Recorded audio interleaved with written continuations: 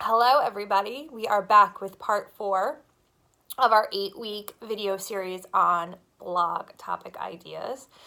And this week, I apologize for sniffling, I've got a little cold, so bear with me this week. But this week, I wanted to talk about another really cool idea as we kind of get towards the end of the year.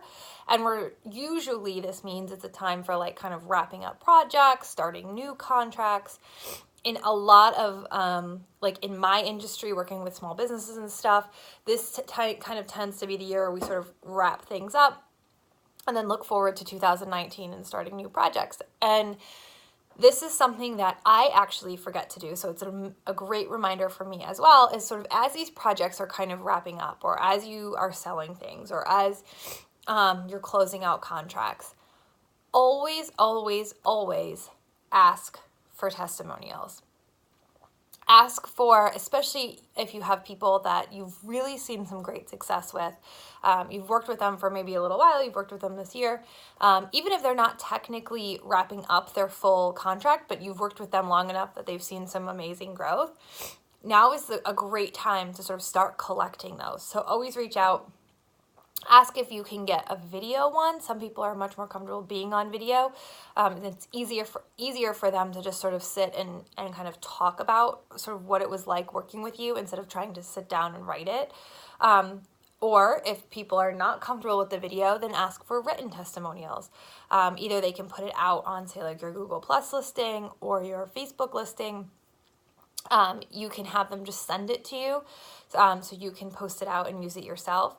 But they're great sort of ways to kind of add stuff to your blog that talks about your services, talks about, how you're going to help people in an indirect way that isn't directly coming from you.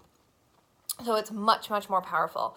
So as you start collecting these, of course, they're great to push out on social media. Of course, they are great to send out maybe even an email to an email list. Say if you've been collecting emails and it's technically either people that haven't bought from you yet or haven't signed up for anything yet.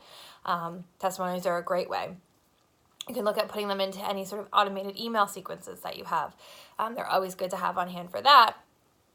But you can also start adding them to your blog. And this is a great way to kind of keep content going, especially through like the holiday season when people are really busy and focused, excuse me, and they're not necessarily looking for like an in-depth how-to or like some more things for them to do. They're just kind of trying to get through the holiday season. Now could be a great time to sort of add in some of those, not necessarily fluffy blogs, but they're kind of softer blogs with some testimonials. So use the blog space to not only feature the testimonial, talk about why that person came to you in the first place, what they were struggling with, what they were looking for you to help them with, and then the process of how they've sort of changed by either working with you or buying from you or anything like that. So these make great blogs. If you could even think about even doing like one a month, one a quarter, depending on how many testimonials you're getting and how many different people you're working with. They're great ways to really kind of add content without having to go like super in depth into like a how-to or product related or, really kind of think of something super profound. So that's your blog idea for this week. Get out there and start asking for testimonials. Even if you aren't necessarily, if you have your content calendar planned out and you're not necessarily in a place where you want to add testimonials right now, it's always amazing to have them on file because you never know when you may need them in the future. So ask for them.